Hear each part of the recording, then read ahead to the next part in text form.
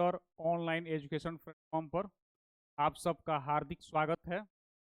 आज जो है हम लोग पढ़ेंगे कोऑर्डिनेट ज्योमेट्री का पूरा जो है हमारा पार्ट जो है में आप लोगों को जो है distance formula, distance between two points a plane, यानी किसी समतल में कोई दो बिंदु हो तो उनके बीच कैसे ज्ञात करते हैं का जो है हम फार्मूला प्राप्त करेंगे। उसके बाद जो है सेक्शन फार्मूला को हम लोग आजन सूत्र कहते हैं। कोई पॉइंट जो है किसी रेखाखंड को, किसी लाइन सेगमेंट को कैसे दो भागों में बांटती है, तो वह बिंदु जो उस रेखा को बांटती है उसका जो है नियामक क्या होगा, निर्देशांक क्या होगा, कोऑर्डिनेट क्या होगा, तो हम लोग निकालना सीख। तो आइए चलते हैं हम लोग कोऑर्डिनेट ज्योमेट्री।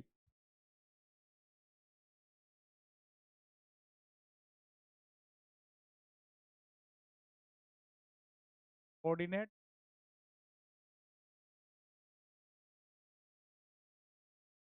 ज्योमेट्री है ये हमारा नियामक ज्यामिति, यानी सारे के सारे जो है सब कुछ जो है एक बिंदु और उसके निर्देशांक पर सब कुछ निर्भर है। सारे फॉर्मूला सब कुछ जो है का बेस जो है ज्योमेट्री का सब कुछ एक बिंदु के दो जो है निर्देशांक पर निर्भर करता। तो आज हम लोग पढ़ेंगे डिस्टेंस डिस्टेंस बिटवीन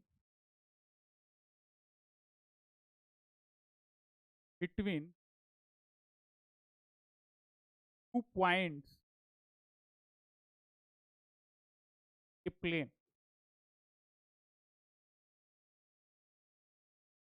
यानी समतल में, यानी किसी समतल में स्थित दो बिंदुओं के बीच की दूरी क्या होती है के बारे में हम लोग जानेंगे, निकालेंगे, निकालना सीखेंगे। सूत्र क्या होता है, ये जो है सारे के सारे जितने भी कॉम्पिटिटिव एग्जाम्स हैं सब में जो है ये कॉमन क्वेश्चन के रूप में रहता है। ठीक है, तो सबसे पहले हम एक प्लेन लेंगे। ठीक है, और प्लेन जो है हमारा आपका व्हाइट बोर्ड ही एक प्लेन है। ठीक है, तो इस पर जो है हम क्या करते हैं, कोई दो बिंदु लेते हैं। ठीक है, कोई दो बिंदु,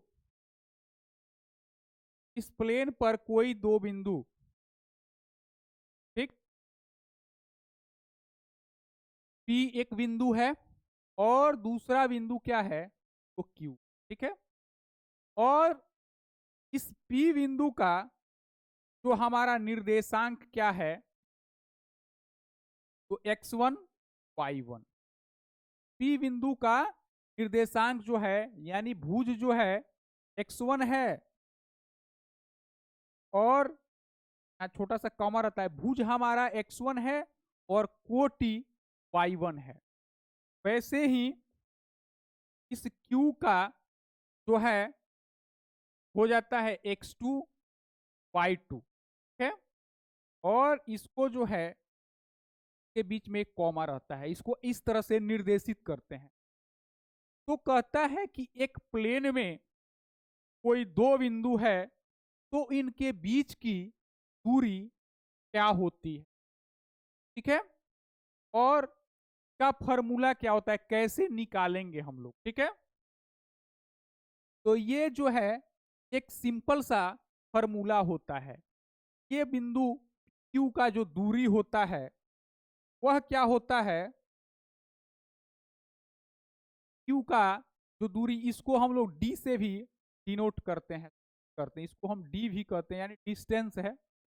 तो PQ जो हमारा रेखाखंड है, रेखा है, इसकी दूरी क्या है, यानी दो बिंदुओं को मिलाने वाली जो एक रेखाखंड है इसकी दूरी क्या है। ठीक है, तो होता क्या है कि रूट अंडर, ठीक है।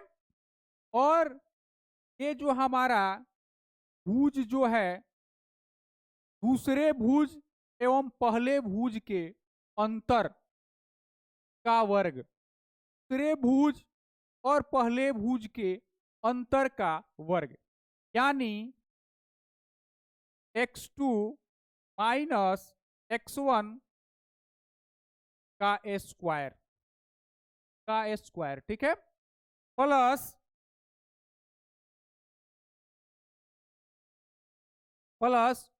y2 माइनस y1, ठीक है। यही हमारा फॉर्मूला होता है। कौन सा फॉर्मूला होता है? तो दो बिंदुओं के बीच किसी भी तल में स्थित इन्हीं दो बिंदुओं के बीच का डिस्टेंस हम इस फॉर्मूला से, ठीक है। अब इसको इस रूप में भी हम लिख सकते हैं। जो हमारा PQ होगा वह क्या होगा?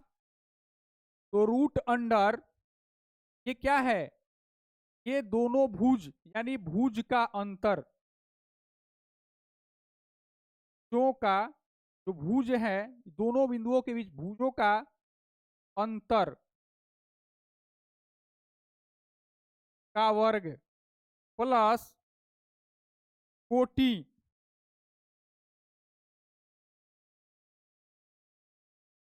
के अंतर का वर्ग, यानी दोनों बिंदुओं के जो भुज का अंतर है उसका वर्ग, प्लस दोनों बिंदुओं के जो कोटि है उनके अंतर का वर्ग का जो हम सम करते हैं, और उसका जो है हम जब वर्गमूल स्क्वायर रूट निकालते हैं तो जो हमारा मान आता है वही क्या होगा? वही डिस्टेंस बिटवीन टू लाइन, यानी दो बिंदुओं की बीच की दो बिंदुओं के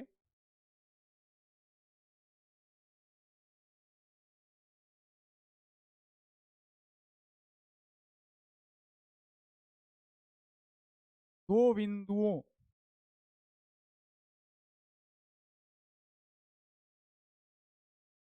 के बीच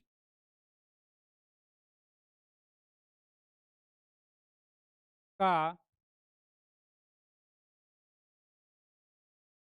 बहुत ही प्यारा सूत्र है, ठीक है। क्या है? बहुत ही प्यारा सूत्र।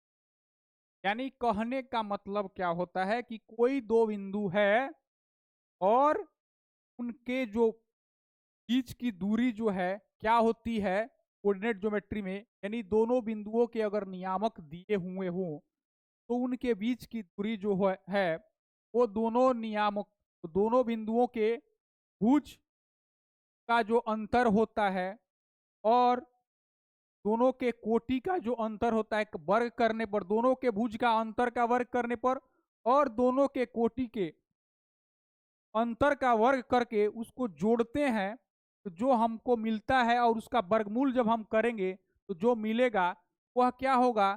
तो हमारा दोनों बिंदुओं के बीच दूरी हो जाएगी। जैसे यहाँ पर एग्जाम्पल के लिए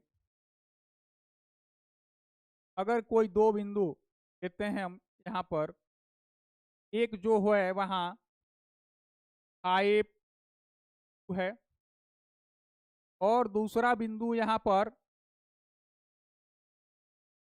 6 4 है, ठीक है? कोई रेखाखंड AB है, ठीक। तो इस AB की लंबाई क्या होगी? ठीक है, तो हम क्या करेंगे? तो इसका जो है ये जो हमारा AB का मान जो आएगा, जो दूरी आएगी वह क्या होगा? तो 6 में से हम क्या करेंगे? तो 6 में से 5 को हटाएंगे। क्या करेंगे? 6 में से 5 को हटाएंगे और उसका स्क्वायर कर देंगे, प्लस फिर क्या करेंगे? यानी ये जो कोटि है, इस कोटि में से इस कोटि को घटाएंगे, यानी 4 में से हम 2 को घटाकर उसका स्क्वायर कर देंगे। ठीक है, तो 6 में से 5 गया तो क्या हुआ, 1, 1 का स्क्वायर। ये 4 में से 2 जब गया हमारा तो 2 बचा, और इस 2 का स्क्वायर, तो ये 1 हुआ और ये 4 हुआ। ठीक है, ये दोनों को जोड़ने पर 5 होगा, यानी रूट अंडर 5 जो है, रूट अंडर 5 जो है क्या है, यही हमारा, यानी दोनों बिंदुओं के बीच की जो दूरी है ये क्या है, तो रूट अंडर 5। ठीक है, तो यही हमारा डिस्टेंस फॉर्मूला है। ठीक, ये जो है ज्योमेट्री में बहुत ही इंपॉर्टेंट इसका रोल है। उसके बाद अब हम लोग चलते हैं सेक्शन फॉर्मूला। सेक्शन फॉर्मूला, ये जो है सेक्शन फॉर्मूला का जो है त्रिभुज, त्रिभुज के जो है माध्यिका का, माध्यिका जो है जहां पर कटती है, जिसको हम लोग केंद्रक कहते हैं, उसको निकालना हो, लंब केंद्र निकालना हो, ठीक है, अंतः केंद्र निकालना हो, तो इसमें इसकी आवश्यकता पड़ती है। तो इसको जो है, आइए हम लोग देखते हैं कि सेक्शन फॉर्मूला क्या होता है। ठीक है,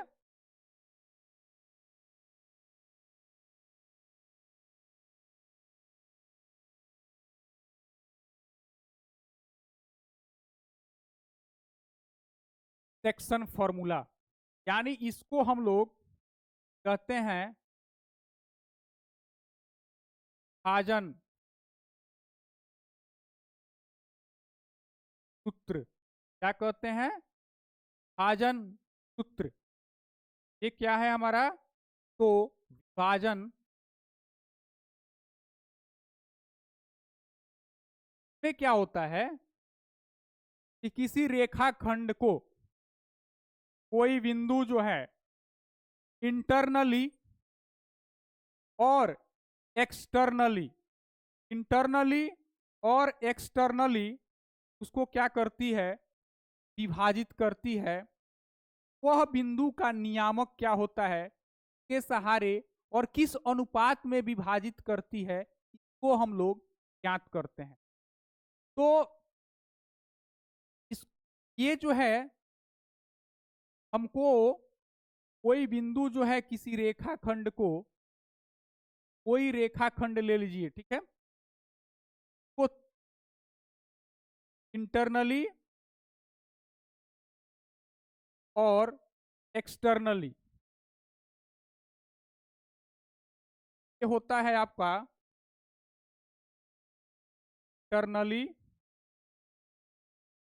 और ये होता है एक्सटर्नली।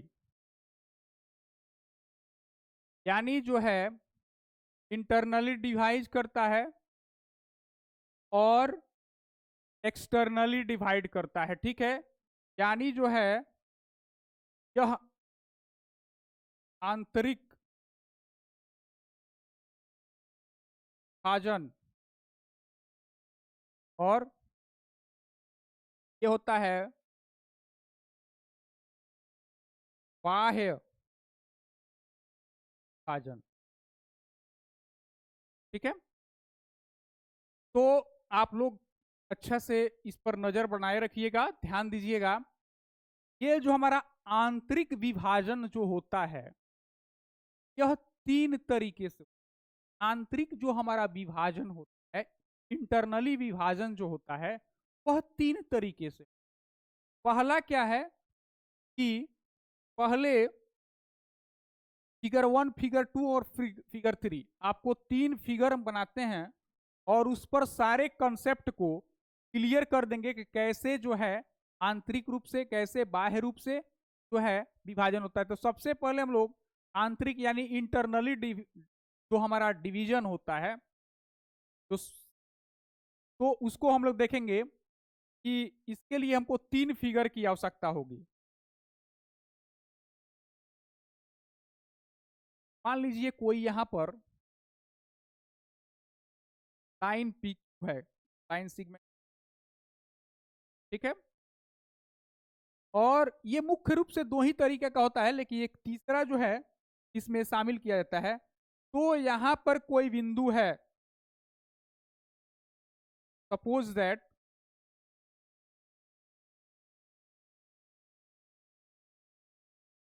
यहां पर कोई बिंदु जो है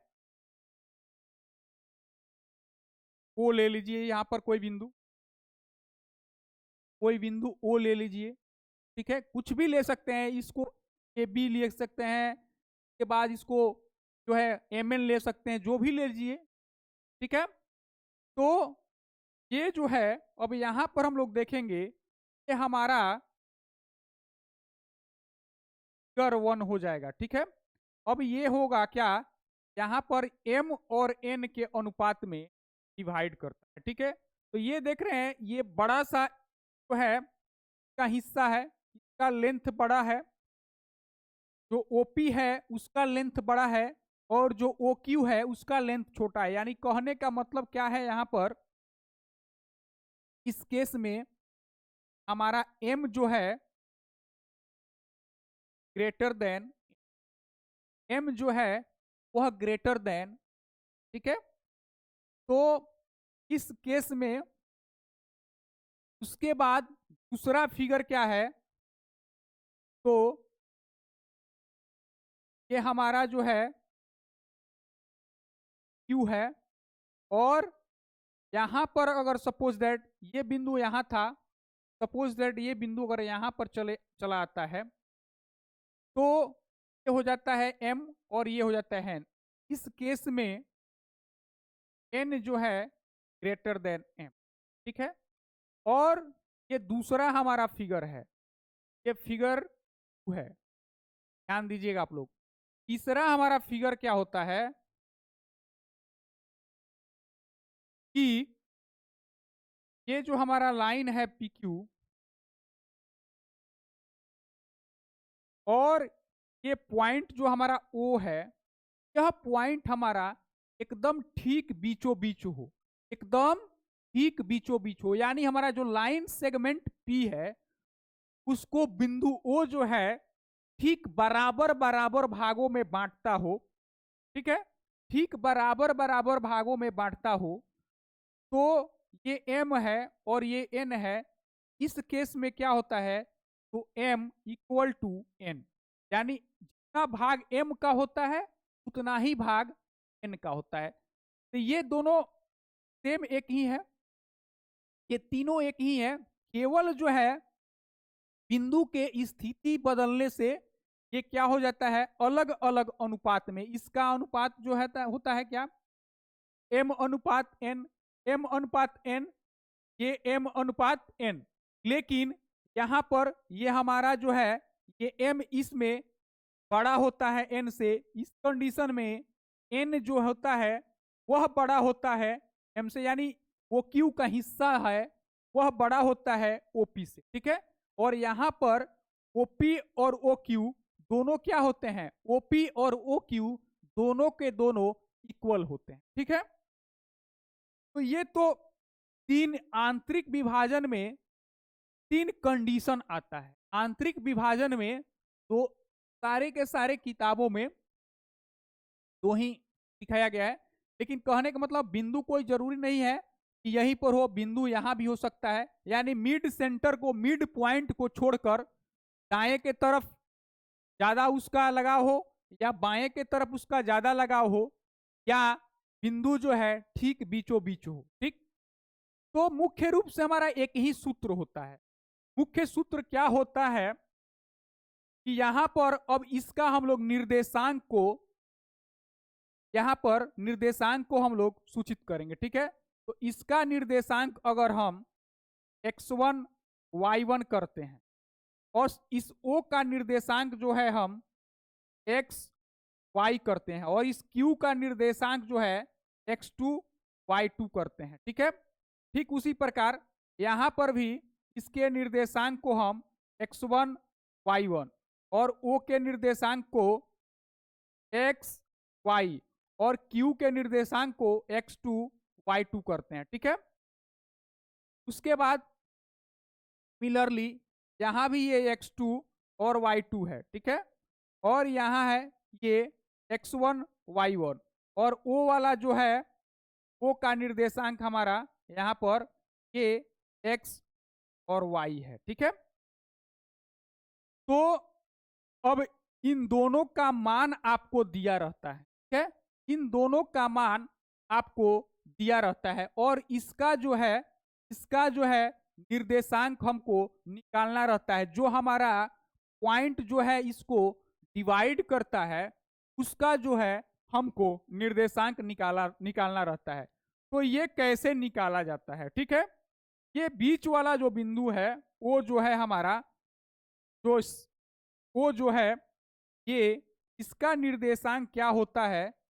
जो एक्स वाई एक कॉमन जो है भुज और कॉमन कोटि मान लेते हैं कि एक्स है वाई है। ठीक है, ये क्या होता है कि ये हमारा जो एम है वह इससे मल्टीप्लाई करता है और हमारा ये अनुपात रेशियो जो एन है वह क्या करता है कि ये इससे, यानी कहने का मतलब हमारा एन जो है इस पी के निर्देशांक से मल्टीप्लाई होता है और एन का एम जो है ये क्यू के निर्देशांकों से मल्टीप्लाई होता है। यानी होता क्या है एम इंटू x2, यानी ये जो हमारा ओ क्यू का जो निर्देशांक है सॉरी ओ का जो निर्देशांक है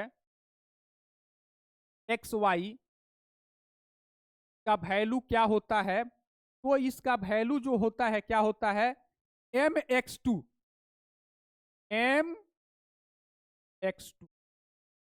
प्लस क्या होता है प्लस जब इंटरनली हो plus n x1 plus n x1।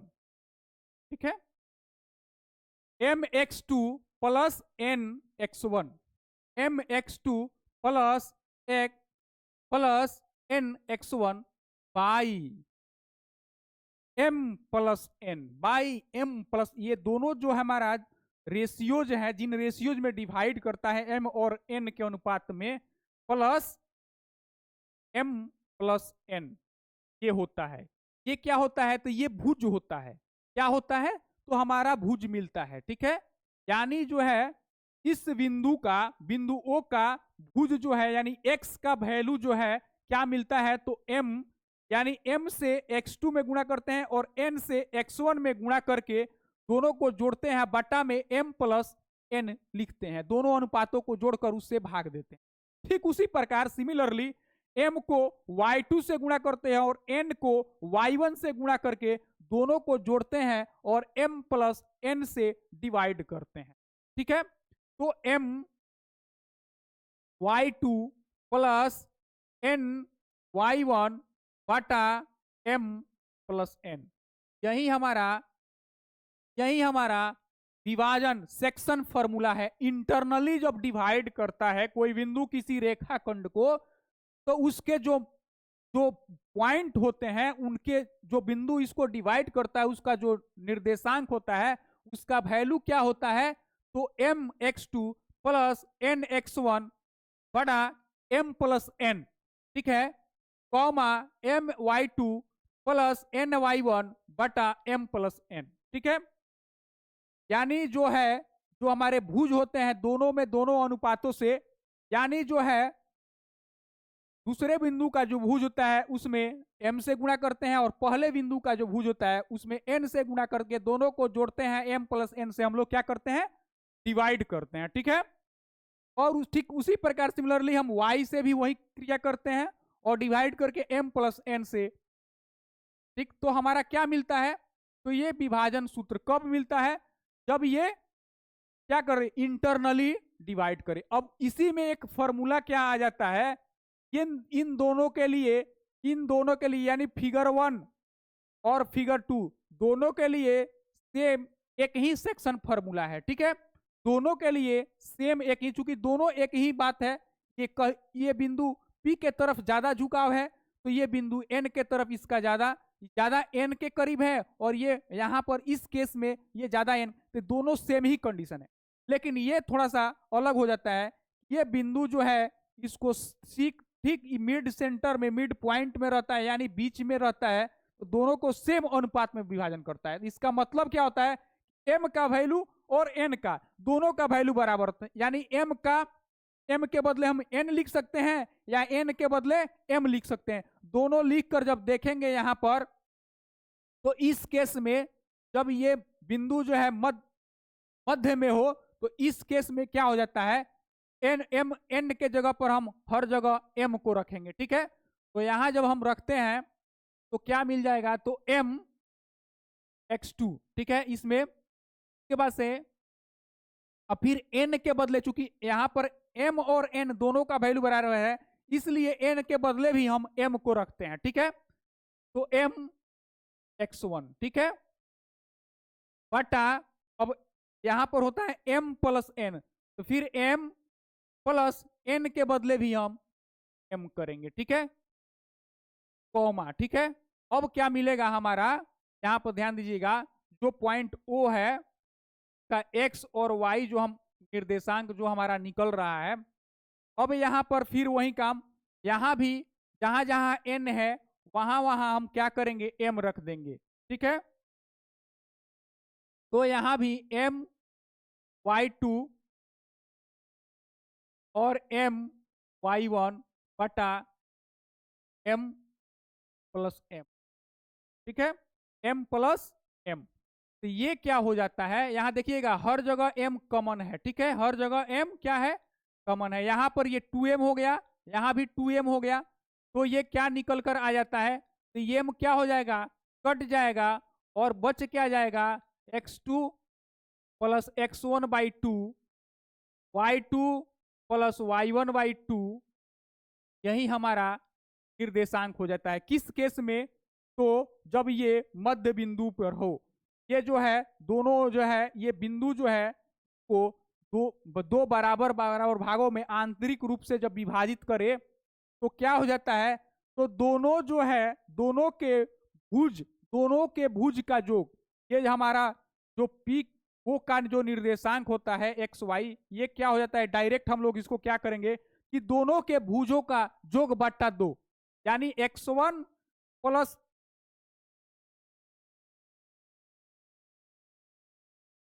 x2 by 2, comma y1 plus y2 by 2, यानी ये प्लस में है तो दोनों एक तरफ इसको चेंज कर सकते हैं, ठीक है कि नहीं।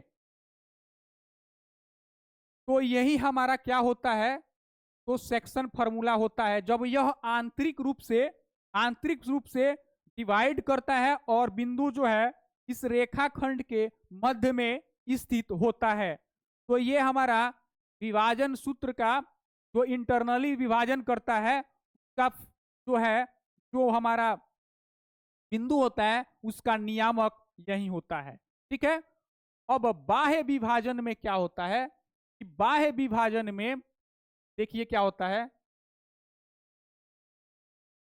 कोई बिंदु यहां पर कोई रेखाखंड Q हम लेते हैं, ठीक है, और ये जो है Q को हम लोग थोड़ा सा ध्यान दीजिएगा, यहां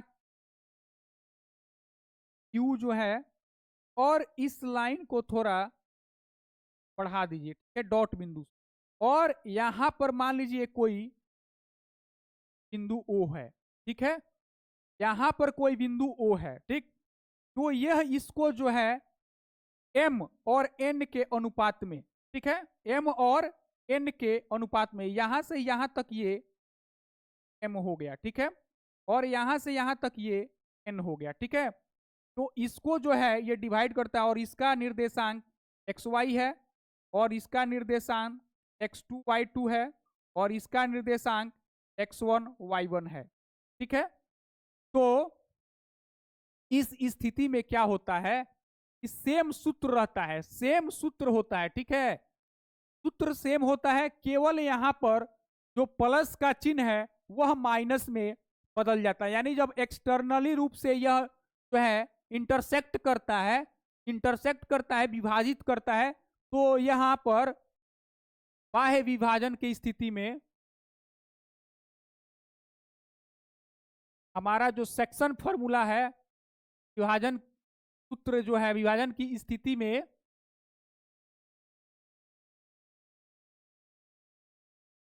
जो सूत्र होता है वह क्या होता है, तो जो यहाँ पर हमारा जो बिंदु O है इसका जो नियामक क्या होता है, तो mx2, ठीक है, और mx2 माइनस nx1 बटा m माइनस n, ठीक है, बटा m minus n, comma m y2 minus n जो है y1 बटा m माइनस n। यही हमारा विभाजन सूत्र होता है। बाह्य विभाजन की स्थिति में यही हमारा विभाजन सूत्र होता है, ठीक है। अब जो है हम लोग एक बार और क्वाड्रेंट, और ये जो हमारा क्वाड्रेंट है बहुत इंपॉर्टेंट है, इस क्वाड्रेंट को एक बार और पुनः जो है रिवाइज कर लेंगे, ठीक है। इसको जो है पुनः हम लोग रिवाइज कर लेंगे, ठीक। तो आइए हम लोग देखते हैं कि पहले के वीडियो में जो फर्स्ट वीडियो है इसमें आप लोग क्वाड्रेंट भी पढ़ा दिया गया है, लेकिन इसमें जो है कुछ महत्वपूर्ण बातें हैं तो फिर से दोहराना बहुत जरूरी है, ठीक है। तो आप लोग को बता भी दिया गया कि फर्स्ट क्वाड्रेंट है, ये सेकंड क्वाड्रेंट है, ये थर्ड क्वाड्रेंट है, ये फोर्थ क्वाड्रेंट है, ठीक है। इसमें क्या होता है, तो दोनों बिंदु का नियामक धनात्मक होता है, यानी दोनों बिंदु का जो नियामक होता है वह धनात्मक। इसमें क्या होता है, क्योंकि ये जो हमारा एक्सिस ये पॉइंट और ये क्या होता है धनात्मक होता है, ये y है, ये y डैश है, ये x है और ये x डैश है। यहाँ वो कोई ओरिजिन है, ठीक है, जहां पर ये दोनों परपेंडिकुलर लाइन एक दूसरे को काटते हैं, तो बिंदु को हम लोग ओरिजिन कहते हैं, ठीक है। यहाँ पर क्या होता है, तो जो हमारा भुज होता है, यहाँ पर जो हमारा भुज होता है वह ऋणात्मक होता है, और कोटि जो है वह क्या होती है, तो धनात्मक होती है।